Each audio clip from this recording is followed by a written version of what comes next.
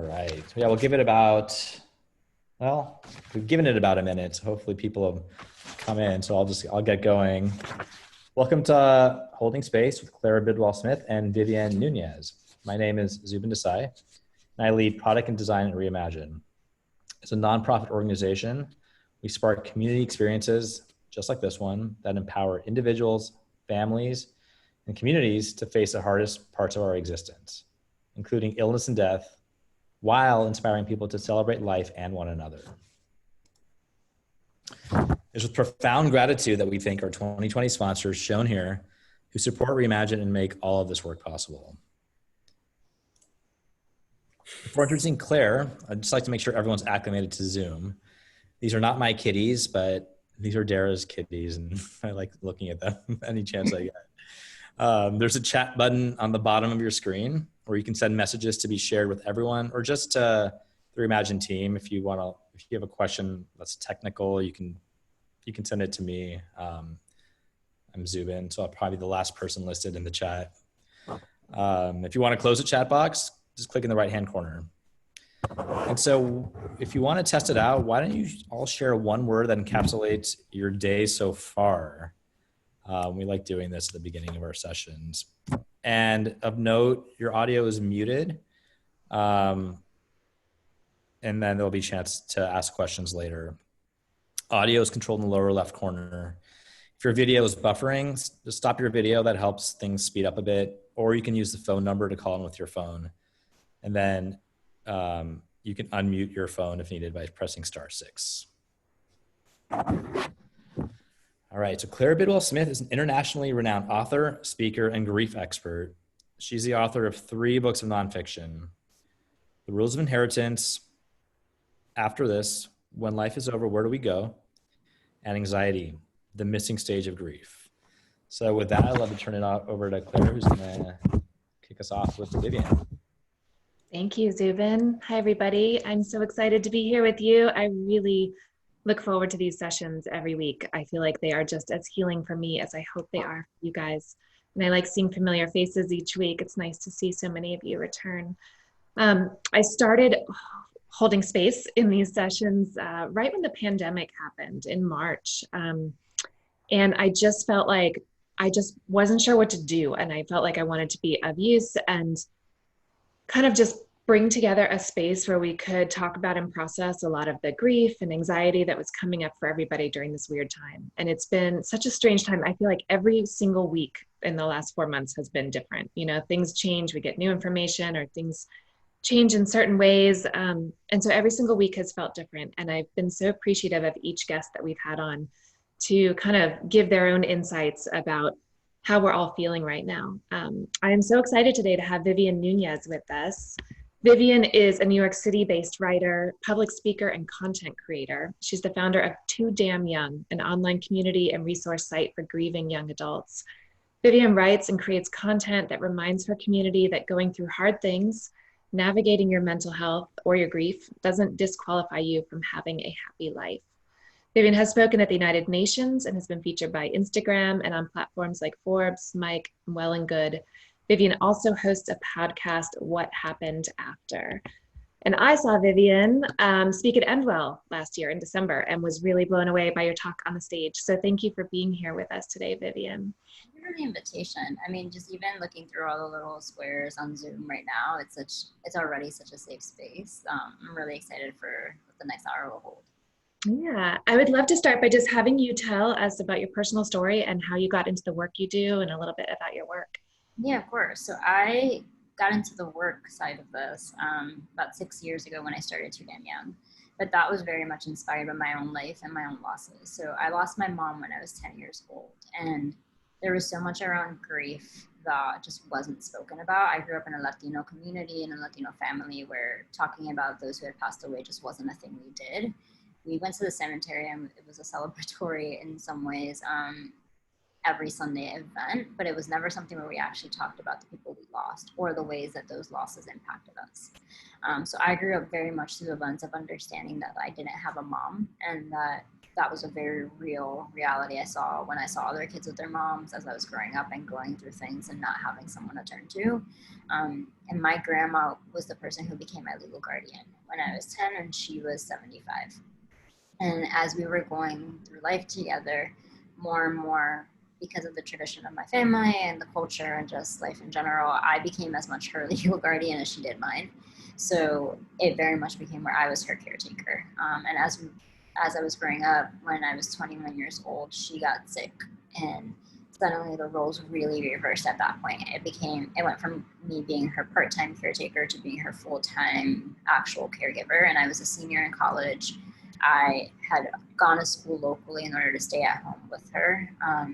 And so it was my senior year, and I was interning at Cosmopolitan magazine, having to leave to go to the ICU every time my grandmother had to get taken there. And from November of 2013 to March of 2014, it was life in and out of ICU, making end-of-life decisions before I was legal to drink, and having to navigate everything that came with. And I just saw at that point that there was this huge difference between grieving as a young adult and grieving as a 10-year-old, right? Because as much as my family didn't understand how to let me grieve when I was 10, the school system also didn't let me really understand what to do with me, but they did give me space, right? So it was less of a let's actively help her and more let's just leave her there to figure it out and be quiet.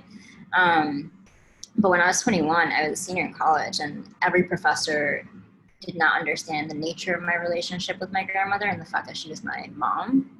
And they didn't understand the actual weight it took to be someone's caretaker, to have to go in and out, to have to leave in the middle of a midterm because doctors were calling me and they needed someone to say something for my grandmother. And I didn't feel like I had any space as a 20-something-year-old to actually actively grieve. And it was hard at that point to find anyone else who had also experienced anything like I had experienced. So Too Damn Young came from a need to find someone else who had lived through something similar. And I started with what I had known, which was writing. I had always been a writer.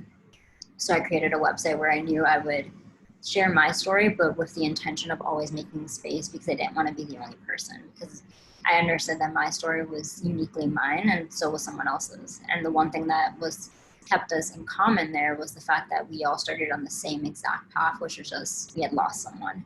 Where we went from there was completely unique and different and individual to us. So since then, I've been using Too Damn Young and Instagram particularly as my platforms of choice to speak openly about grief. And it started off with just grief. And then as I was coping with my own grief, I was going to therapy and I was realizing, wait, I have like a ton of undealt with anxiety and depression and all these things that just I hadn't had the time to care for because I was actually and actively just trying to survive. And so the more that I gave myself that space, the more that these other spaces started opening up and the more community actually came to understand like, oh, here's someone that's actively talking about something that's really taboo and making space for it.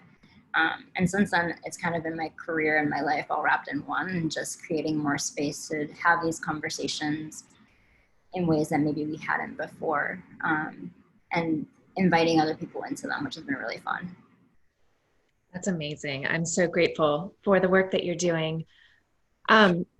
We have a lot of similar parallels in our personal stories. So I was 14 when both of my parents got cancer at the same time, and I'm an only child.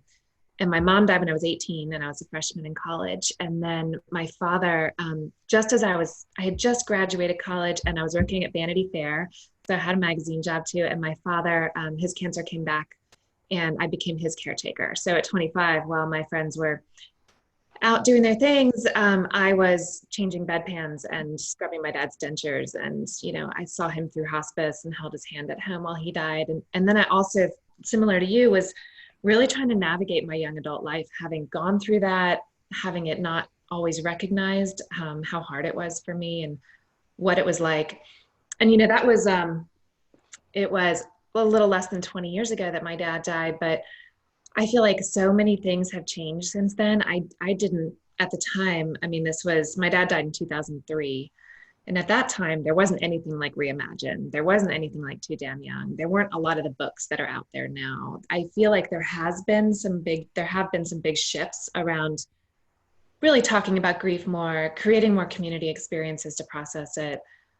Yet still, there's still work to be done. You know, I think it's still really, there's still this culture and this quiet around grief where people go through it and still aren't quite sure where to turn or what to do.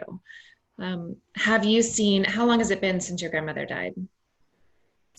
Almost 7 years. And I mean, there's so many things that you just said that for me resonated so much. I was 21 when I was making like end of life decisions for my grandmother, who at the time was like 85. And I mean, I hadn't gone on a first date yet. And it was something I spoke about at Endwell, just how much of my life I had to, at that point, realize I have not lived my life. I've lived in the caretake of others, and I've constantly served other people. And my grief has, in a lot of ways, made me, it's been something else that I've served, right? Just trying to navigate it and learn it so much. And I came out the end of my grandmother's death realizing I have to learn how to like who I am and what am I doing with my life and how am I living it. And there was so much fear and anxiety and so just being this feeling of feeling paralyzed and frozen in time of I don't know how to rewind that. I don't know how to not be someone who went through all the things I went through.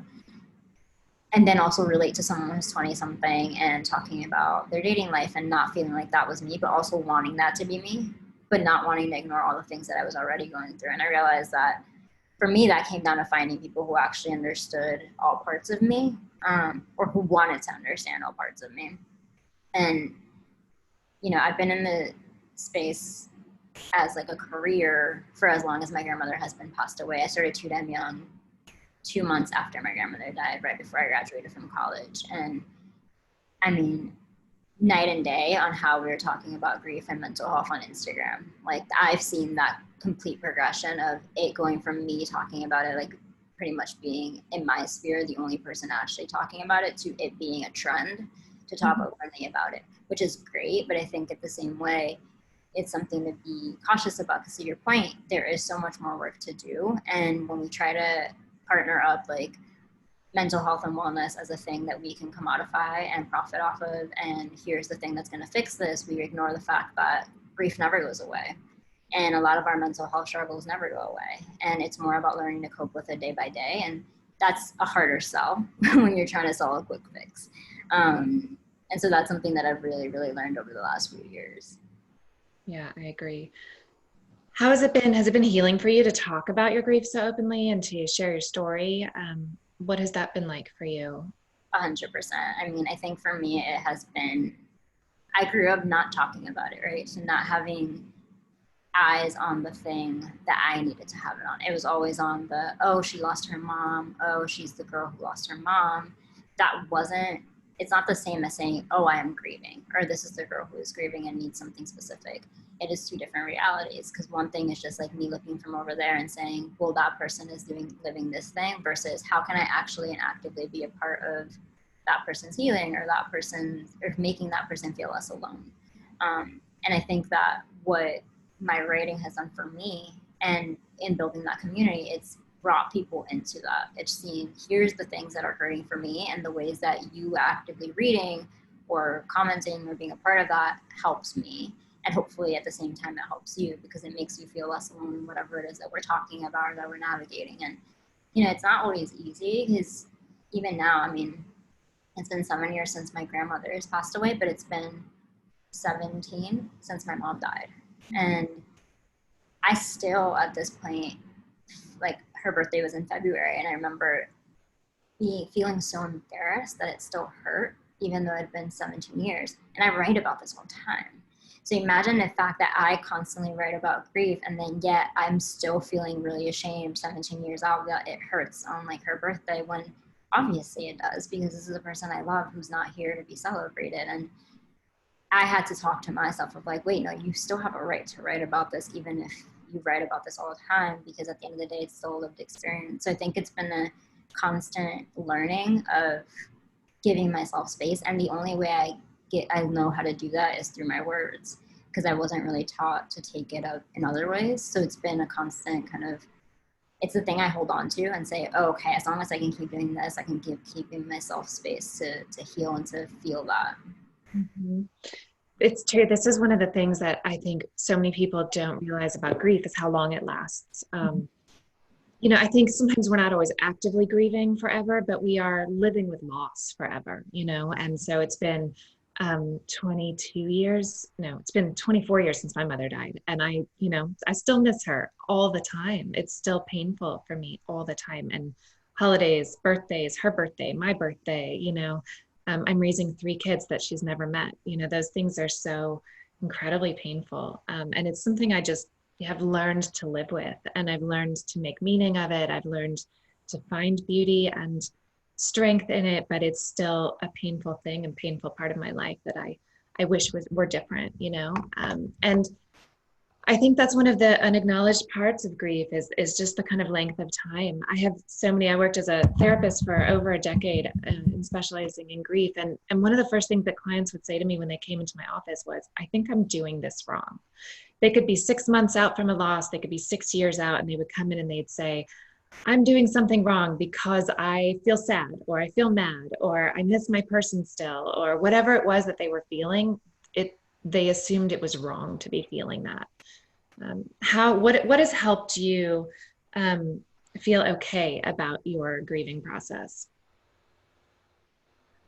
At some point, I think in my teens, I started telling myself, this is not something that you're ever going to get over. You just learn how to live alongside of it. And eventually you learn to not let it pull you back.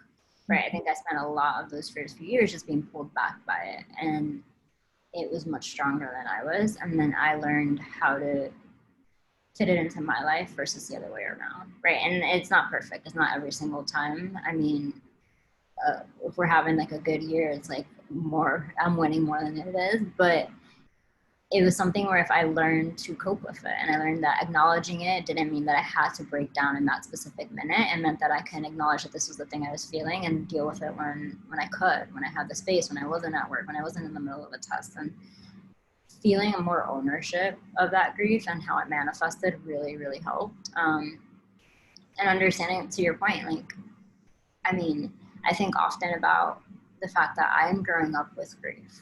And so grief has been one of the biggest constants in my life since my mom passed away. And I'm growing into different seasons of my life every single time. I'm 27 years old now.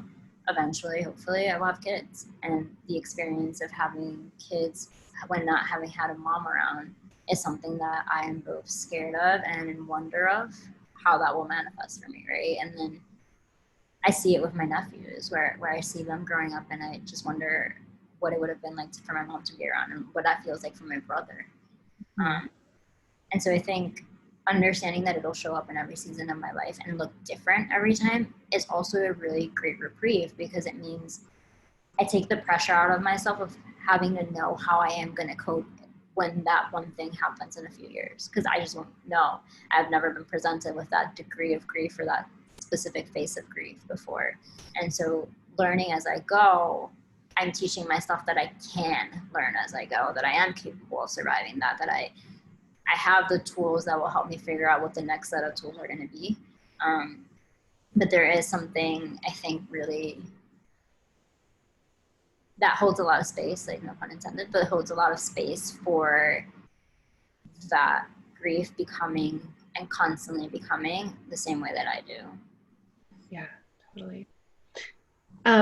Guys, Vivian and I are going to continue talking a little bit longer, but feel free to start putting in any comments or questions in the chat box, and we are going to turn it over to open it up to you guys in a little bit.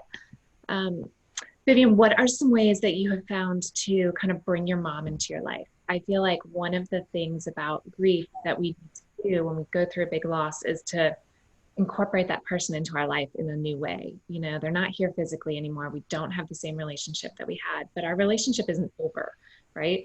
So what are ways that you have brought your mom into your life? I'll actually share one that was also, my mom and my grandmother are kind of interchangeable in my life in the way that they are both my moms. And so my grandmother's birthday was actually this past weekend, and I had a really hard Saturday morning kind of coping with the fact that it was her birthday and she loved her birthday so much. And I went out to a dentist appointment, and then I came back home, and I live with my boyfriend, and when I walked in, he had set up the whole living room to be a surprise party for my grandmother.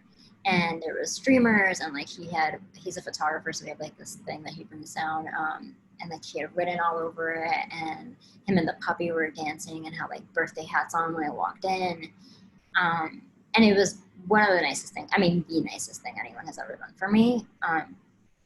And that was a really great moment where I realized I've managed in my relationship with him to find a way to teach him that bringing my mom and my grandmother in my life, even if they're not around, doesn't have to mean just making space for sad days, that it can also mean teaching each other new ways to bring in like joy around their lives, even if it was like a birthday party where we were the only one blowing out the candles and like the dog was the one wearing the birthday hats and stuff. And there was just something so pure for me around that was also a testament to how far we've both come in learning how to navigate my grief in our relationship.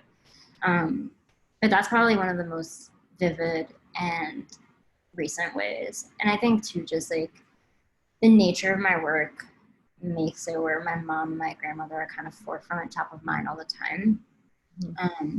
So it's actually for me less about bringing it out publicly and more about how do I bring that into my life in private ways, and what does that look like. And I've tried more and more as I'm growing up to find more of the similarities between me and my mom and try to remember her as like a woman, not just as my mom. Yeah. Because we didn't. I mean, I was 10 and she was 44 when she passed away. I'm not that far out from like how old she was when she died, and trying to remember her and think of her life experiences through the lens of, I mean, I'm 27, I have no idea what I'm doing with my life. Like, what would it have been for her to be 22 and have had my brother and navigate like single momhood at that age? Like, I wonder what she was thinking. So trying to humanize her has really helped too, just bringing her into my life and trying to think about what that is. Yeah, I love that. I have so many questions about my mom too. I just, every point I hit in my life, I'm just like, oh, I wish I could ask her what it was like. You know, I turned 40 a couple of years ago and she had me at 40. And it was this real moment where I just had so many questions, but also got to, feel at least her age and what she was. Hope Edelman, who wrote Motherless Daughters, she's a close friend of mine. We work together a lot, but she talks about these pain points that we go through, which are like when you reach the age your mother was when she died, or when you hit that, when I turned 36, that was the year that I had lived as long with my mother as without her. And that was like one of the most painful anniversaries for me. When I, like the day after I turned 36, I realized I had now lived longer without my mother than I had with her. And it just broke my heart, It's something that like I was telling my boyfriend about the other day. I was like, it's been 17 years since she died. It's almost 2 decades where like 2/3 of my life where I haven't lived with my mom, right? She only knew me as a kid. I'm light years away from who I was when I was 10. And that is strange too. It's grieving like a sense of the person that they used to know that they only got to know. And it takes a lot out of you, I think, to sometimes hit those pain points. Like to your same point, like when I turned 21, it was like, oh, I have officially lived a year more than my mom actually knew me. And there's so many moments, like when my boyfriend and I moved in, I was like, I come from like a very Latino family that would have my grandmother would have been very against the moving in part anyway, but it was just that question of like even having that discussion of like what this is something I missed. So there are those moments where I just wish it would have been a little different. We've got some really great questions coming in, so maybe we'll jump into some of these. There's one here that says, as a middle school teacher, I want to bring trauma-informed practices into the classroom. What advice do you have regarding understanding where young teenagers are at and building a safe space for them? I think I'll like take on the first half of that question. What I found through Too Damn Young has been that the simplest approach is honestly the best one, and it really is. The reason why I think Too Damn Young worked then and works now is because I asked these teens and young adults a question they were never asked, which was simply, have you lost someone and do you want to tell me about them? And that opens up the floodgates, right? Because it's like they've never been given the space to actually probably say something or talk about their grief or how it's affecting their life. And it's a varied answer. It's everything from, oh, I'm grieving and it hurts this way, or I'm dating a new person and it's weird because I have to tell them about how I don't have a parent, or I don't have my mom, or I don't have my dad. But making the actual space to ask that question and to hold your tongue long enough for them to actually answer and figure out what that is has been one of the best ways to make that space and create it, because it doesn't demand of anyone, right? And that's another thing I really loved about Too Damn Young and about all the work I do online, is that it can be one-sided. It can be you just reading and finding yourself in those stories without ever having to raise your hand and saying me too, unless you want to. And most cases, after they see it, they want to, because they want to be that same place someone else goes to afterwards. But I think just holding that space has been like the most healing for everyone involved. I'll add too that I think writing is a really powerful way for teens to kind of work through some of that stuff and find safe spaces that they can share. Having them write essays like just who they are, autobiographical essays, or using prompts like what's the hardest thing that ever happened to you, or who do you miss, or things like that, I think are really powerful places where they can open up and say things that they don't even realize, they have the option to say when they're asked the right questions. Oh my gosh, I love that. My boyfriend actually ordered off of like an Instagram ad, one of these like deck of cards that had like a bunch of different questions. And we were playing it last week, and the question was, what was your mom's name? He was asking me, he's like, randomly, what was your mom's name and what was your favorite memory of her? And we both cried.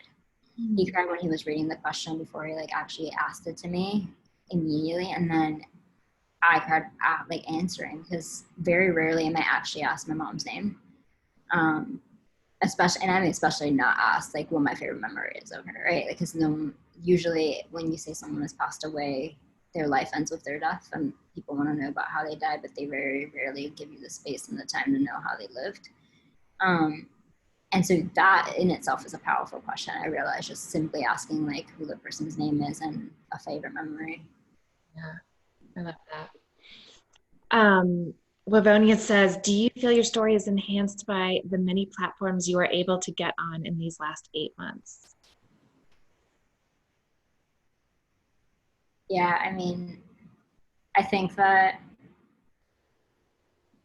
everything about being able to connect digitally is a blessing.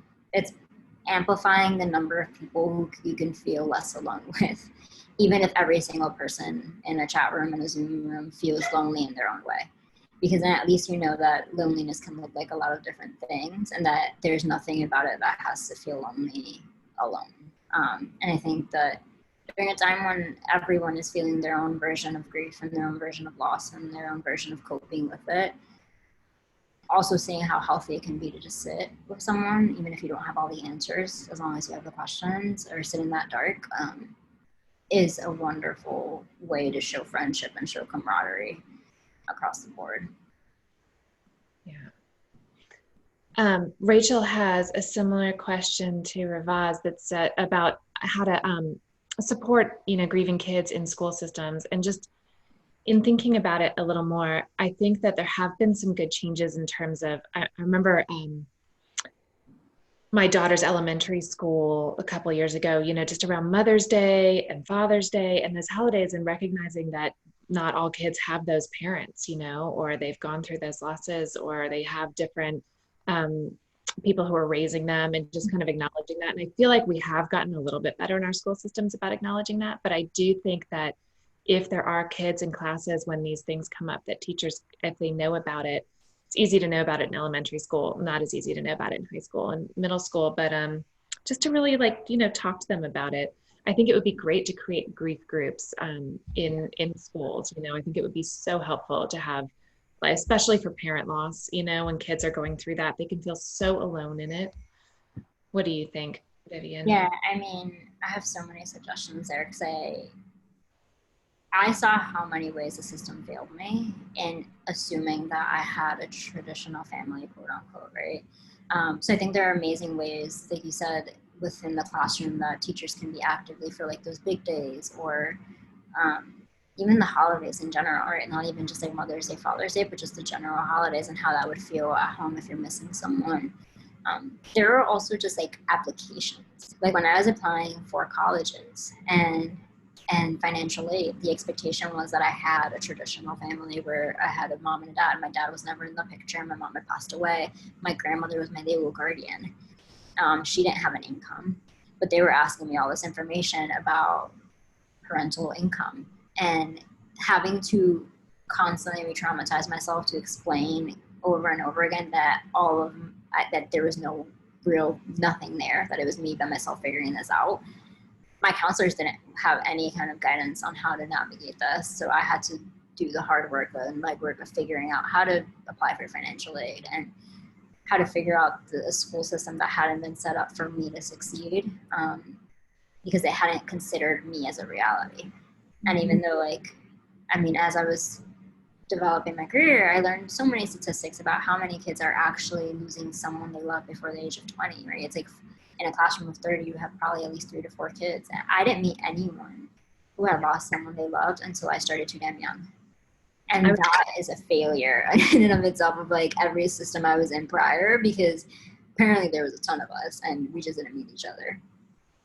Yeah, I agree. I think that really needs to be worked on. I didn't know anybody either. I remember going through, even when my parents were just sick, and I was in high school, and like, I just didn't know anybody who was going through what I was going through. And then in college, after my mom died, I felt like the only teenage girl in the world who lost her mom. And that was definitely not true, you know? I still remember the day I was living in New York City. I went to the new school and I was living in the East Village. And I remember the day I walked into a bookshop in Astor Place, and there was a big display of Hope's book that had just come out, Motherless Daughters. And I remember just stopping in my tracks. And this is 20 years ago. And I just thought, oh my God, I'm not the only one. Like there must be enough of us out there that there's a whole book about it. And it must be enough of a thing that there's a book about it. I was like, oh, maybe I'm not crazy for this being hard. Like somebody actually wrote a book about it. So there's a freedom that comes when someone else shares like their pain points and the things that are making like, they're scarring over on their skin, you know, like it's just this acknowledgement that like, hey, I'm not like you said, like I'm not the only one, and this is really hard, and it's also hard for that person, and it may look different in what that hard means, but like I wish I would have known someone when I was like in the ICU trying to balance graduating from college and also not making mistakes with my grandmother's life, literally. And it took so long for me to meet another person who had been a young adult caregiver for someone else, or who had lost someone they loved. And that's why, you know, to kind of circle back to, and just the reason why I write, or why I think anyone creates anything and puts it out there, is both because it's probably healing for them, but because if the only person it ends up serving in some really selfish way is me by knowing someone else is reading it and knows what it like to go through, then it's also really helped me and that person, the one other person out there. Yeah. That was why I wrote my first book. I just, after my mom died and I didn't know anybody, I read every memoir I could get my hands on. It didn't even have to be about loss, just like anything hard somebody went through and got to the other side of. I couldn't read enough of them. And then each one of them meant so much to me and made me feel a little less crazy and a little less alone. And that really spurred me on to write my own story. But Rachel here has another question. She says, so what's your mom's name? What is your favorite memory of her? My mom's name is Delia Delgado, and my grandmother's name is Blanca Delgado. And what's one of my favorite memories of my mom is she took us to Disney World. And my mom was a single mom. She had me and my brother. My brother's 11 years older. He was in high school. I was in elementary school, and we went to Disney World for the first time. And I remember like being in like a little motel on the side of Disney, like in Orlando, and just thinking it was the best thing in the world because there was like a pool in the backyard, and like there was a McDonald's that we went to have breakfast, and we would watch. She took me, my brother, and my cousin, and we saw her. Her and I were standing downstairs when my brother and my cousin were like on the elevator ride that goes really fast all the way up and then drops down in Disney, and I remember her and I standing down there being like, oh, we definitely hear them scream specifically. And it's one of my favorite memories of just us making fun of my brother and my cousin. And it's just one of the sweetest memories I hold too. And so like, I look forward to the day when I can go with like my nephews to Disney World and have that same kind of shared moment. And then with my grandmother was just so funny. She had lived a lot of life and lost a lot of people along the way. And so she was harsher in some ways and not as warm as maybe she was when she was a mom, or when my cousins were younger. But with me, even in those last moments, there was just some laughter was the thing that connected us, and that even when she couldn't really remember much was still something that brought us back to like us and those moments. And so the way that she would laugh with like any little thing, or that I can get her to throw up a peace sign or something like that and just take a funny picture, like she would do anything for me. And she would always, when I was feeling down or just like she was playing with me, she would just put her hand in my hair and kind of run it through and just tell me, oh, I'm searching for lice. And like that was her joke every single time. And it's something that when I do that to my puppy or my boyfriend's hair, and I'm like, I'm searching for lice, and it reminds me of so that also is like a good moment of how I've worked my family into my regular life. That's so cute. I love that. Emily Colby has a question. Hi, Emily. I know Emily from the Motherless Daughter Retreats. She says, thanks so much for this conversation. Super glad I'm able to join today. Thank you, Vivian, for your openness. Do you feel like early loss and grief impacts how you view the time that we're in now and how you're coping? Because with coronavirus and quarantine and all this good stuff that we're living through. I said to someone, I live in New York City, and so New York got hit the hardest with COVID in the States early on. And I remember telling someone in like, maybe my boyfriend, like March or April, I was like, wow, this is the first time that I've ever been able to like point to something and say, this is how I feel like every day I have a hard grief day. Like, this is what my world is like when no one else kind of feels the grief, but it's there and it's suspended in the air for me. And like, that is exactly how New York feels like right now. And like, everyone felt it. And it was this one moment of really realizing like, this is how I feel almost every day. Like, even if we're not actively grieving, there's just something in the air sometimes if you remember something, or if something just feels a little bit more poignant. And I've seen this time through the lens of all the grief that is felt and experienced, and how shared it is, but also how in that shared grief, we can't lose the fact that for as shared as it is, there are individuals who are actually losing people and whose people won't be coming home. And we have to hold the space for that and not be afraid of it. And I think the coronavirus as a whole has really tested our ability to hold on to mortality and understand how fickle it is and how blessed we have to be for every single minute of every single day. But it has definitely been hard, I think, especially at the beginning, to cope with that feeling being everywhere. Because usually what I would do when I was feeling down, whether it was because of grief or anything else, I would go outside. And the outside world didn't feel like the inside of me. So it was easier to find a way to bring the inside big here. But when outside feels like everything else, it is much harder to navigate. And so I had to learn different coping mechanisms that made a lot more sense for this moment in time. So we got a puppy. And I learned to bake and cook more. And I had to find things that in some ways, like recipe-driven cooking is my jam, because it is something where I know exactly what I have to follow, and it gives me the space and the time to just step away from everything for a second and realize, like, okay, there are things that can be solved at the end of an hour and a half when making banana bread or something, right? Like, there's something that comes from something that you're making. And I think everyone needs that reminder from time to time when the world feels so overwhelming and so unknown. Yeah, it has been such an interesting time for grief. I think like the first month or so of it reminded me so much of times when I've been grieving too. But it was interesting because I was thinking about how lonely grief can feel, because most of the time when you're grieving in typical experiences, the whole world is kind of going on about their regular business, and your world has come to a standstill, right? So like your world has crumpled around you and everyone else is still doing their regular thing. And in this case, we all stopped, like all of our world stopped. And so it was this kind of very interesting shared grief to be going through.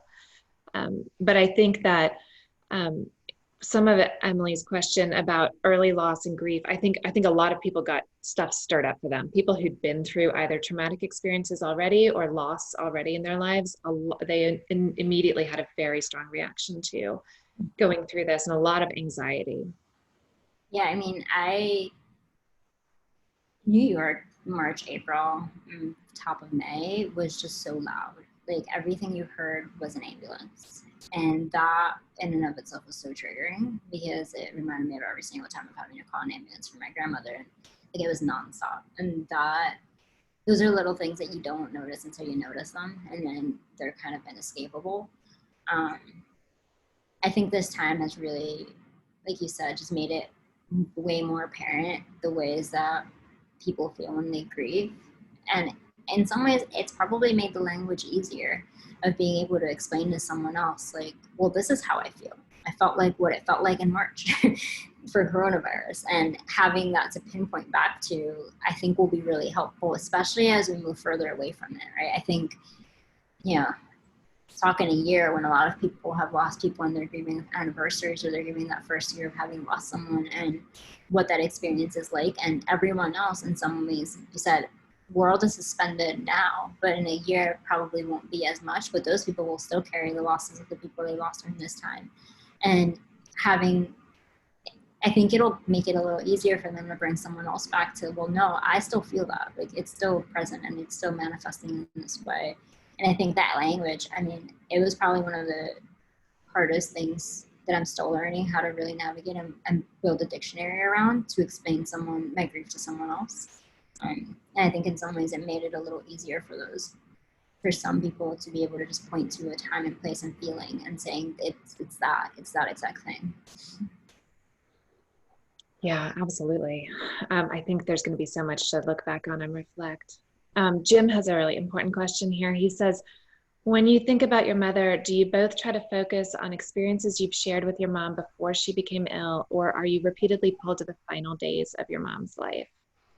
This is a really interesting question that I hear a lot from people I work with. Vivian, go ahead.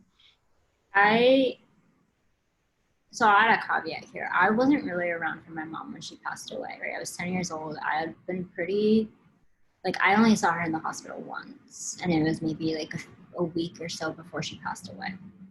Right, before she passed away January 10th, so it was like the week right of New Year's.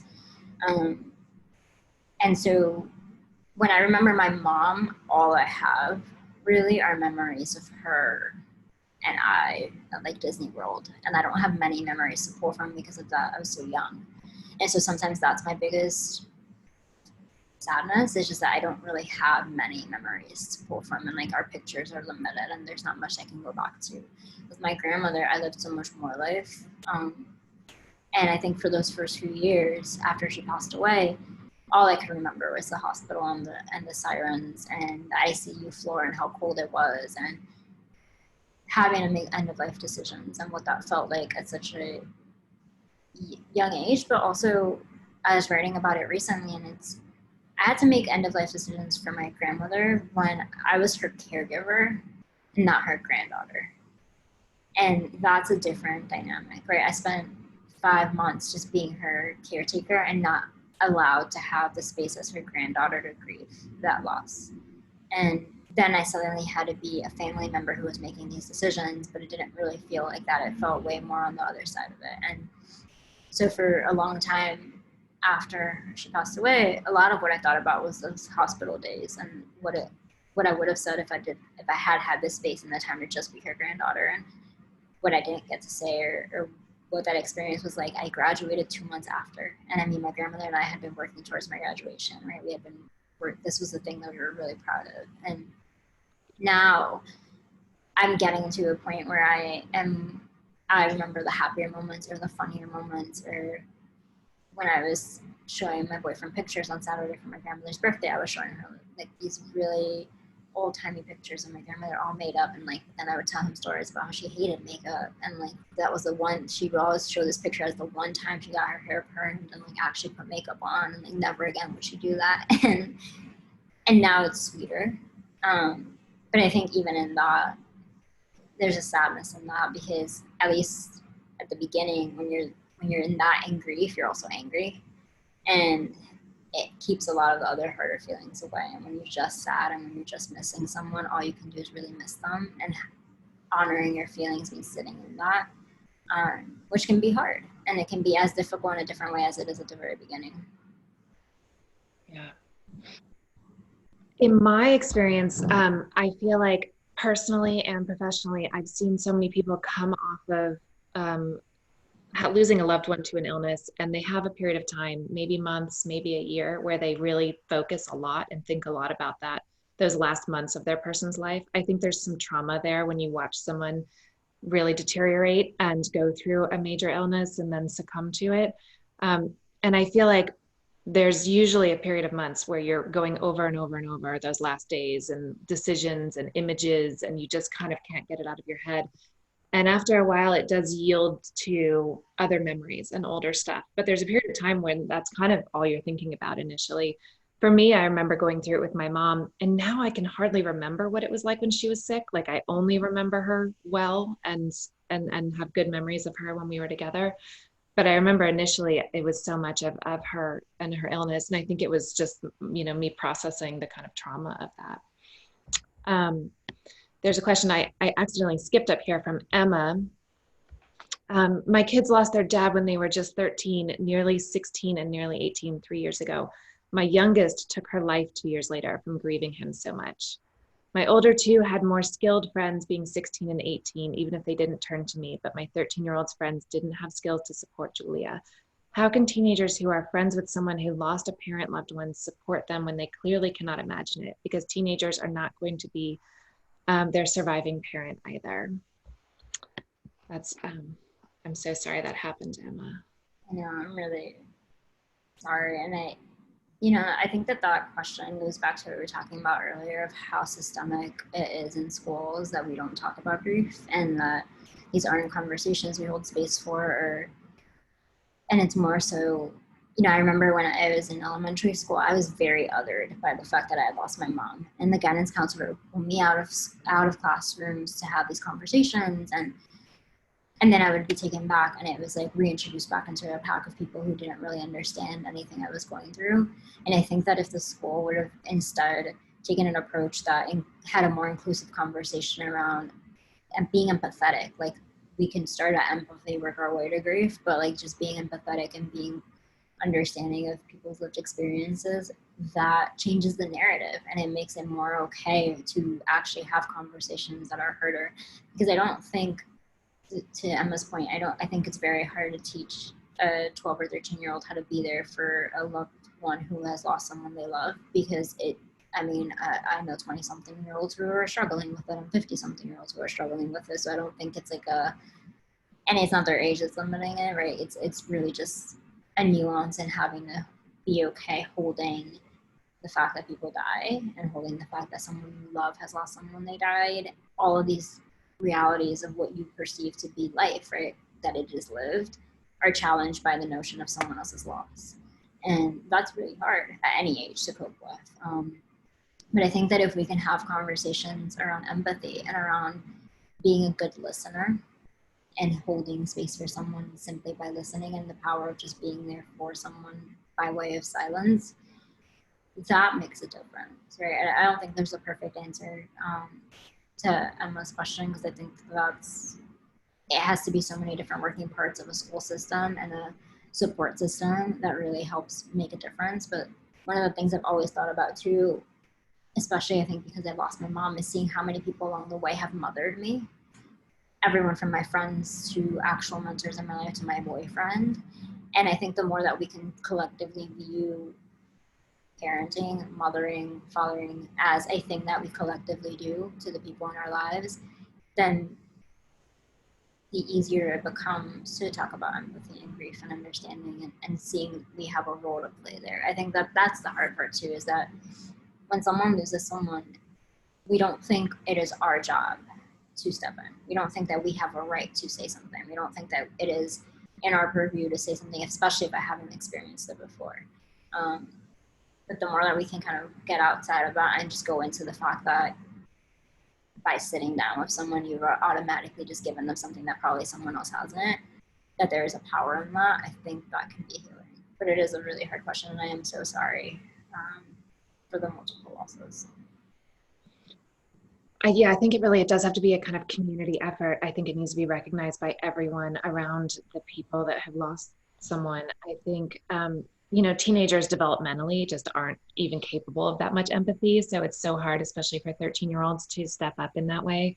And then I think that in addition to that, then most 13, 14-year-olds, they want to act like their peers. They just want to fit in with them. So they push their grief away. They don't know how to process it. They think that they shouldn't feel the way that they are. So it becomes even bigger and more problematic. And it really is up to us, like everyone around them, to help with that. When my mom died when I was 18, my dad was so much older and going through his own stuff and wasn't that helpful, but no one else stepped in. Everyone assumed that because I was 18 and because I was like in college, that I was fine, but I wasn't fine at all. I was a mess and no one stepped in. Like none of my mom's friends showed up, which to this day is really hard for me to understand. No one else really, either they didn't know about it, and I don't know how we change those things, or they just didn't show up. And so it feels like it has to be this massive cultural shift that I think we are working on. I think this is reasons why Reimagine and Dwell, these places are so important, because they are trying to take this approach of not just helping educate community, but helping educate systems. Medical systems need to be involved in this. School systems need to be involved. I mean, it's so huge that the change that needs to happen, and we all kind of need to come at it from so many different angles. You said a really good point too.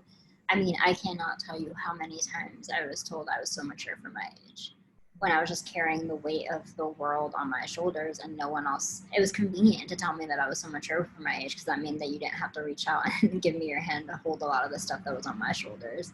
And so, I mean, I said that at the end talk that I gave NSF, but I wish instead of saying that, someone would have been like, are you okay?